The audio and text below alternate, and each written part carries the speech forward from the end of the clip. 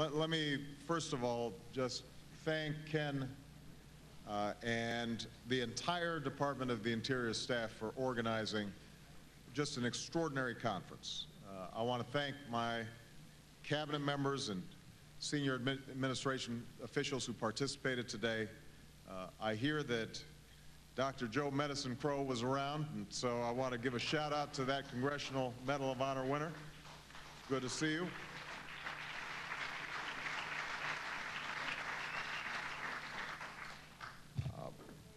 My understanding is that you had an extremely productive conference.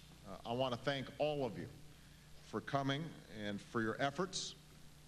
And I want to give you my solemn guarantee that this is not the end of a process, but a beginning of a process, and that we are going to follow up.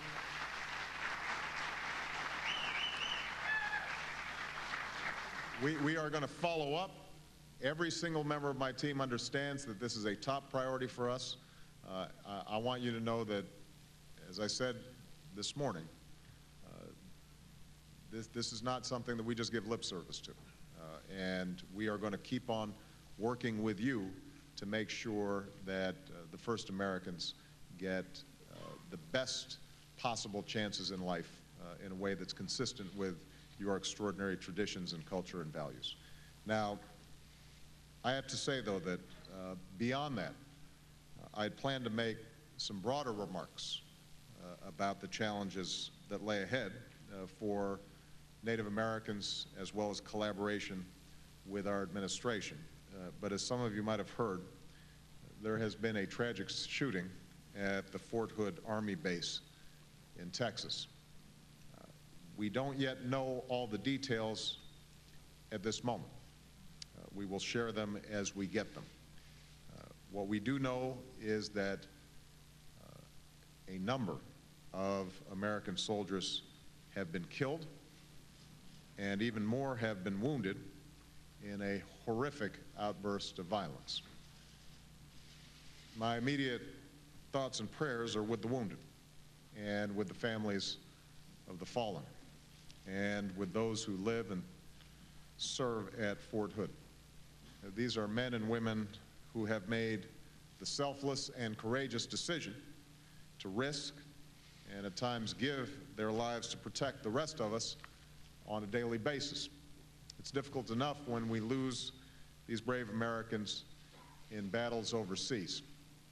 It is horrifying that they should come under fire at an Army base on American soil.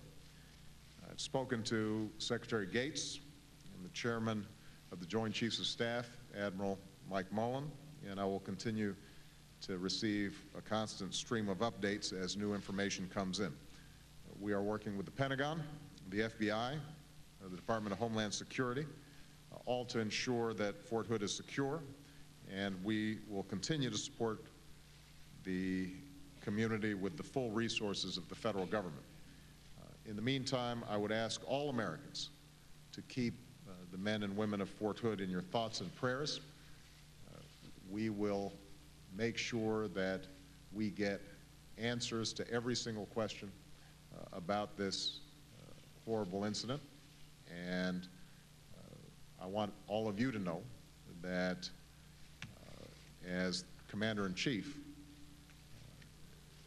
there's no greater honor, but also no greater responsibility for me than to make sure that the extraordinary men and women in uniform are properly cared for and that their safety and security when they are at home is provided for. So we are going to stay on this.